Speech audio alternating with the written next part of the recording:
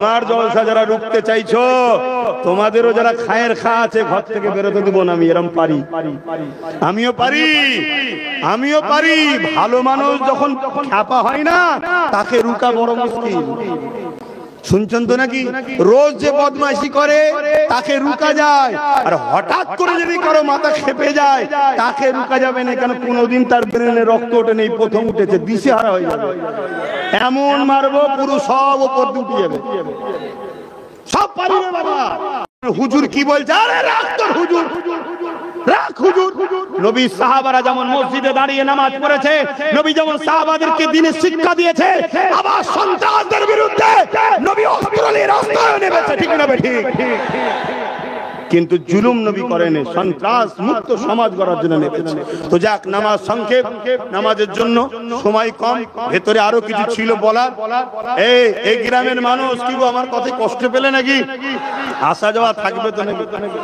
আবার আনবি, আবার কেস হবে, আবার আনবি, আবার পুলিশ বন্ধুগুলোকে পেরেশানে করতে হবে। তাদেরকে একটু সুখে শান্তিতে থাকতে দে না। আমি জানি পুলিশ বন্ধুরা বড় নিরুপায়, তাদের কিছু করার নেই। তারা কি করবে বলেন না? এদিকে চাপ, ওদিকে চাপ, যাবে কোথায়? তবে আমি পুলিশ বন্ধুদেরকে একটাই কথা বলবো, অন্যায় যদি আব্বাস সিদ্দিকী হয়, আব্বাস সিদ্দিকী চাই না আপনি আমার সাথ দেন। আর যদি আব্বাস সিদ্দিকীর দাবিটা ন্যায্য থাকে, তাহলে আমার সাথ দিতেও বলবো না, কিন্তু জুলুমেরও সাথে থাকবেন না। শুধু সরে থাকেন, বাকিটা বুঝে নেবো। কথা বুঝছেন না? বোঝেন না? হ্যাঁ, শুধু সরে থাকেন।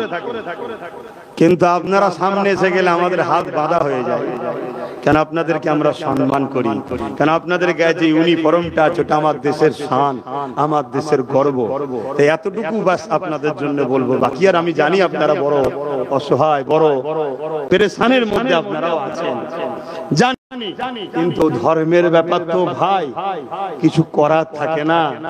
আর সবচেয়ে বড় কথা, যদি এটা অন্য কোনো ব্যাপার হতো, যেমন আরেক বছর একটা কোন জায়গায় মোটামুটি আমার জলসাইরাম ছিল, জলসার দিনে হঠাৎ করে একজন পুলিশ বন্ধু ফোন করেছিলেন যে একটু দেখলে হতো।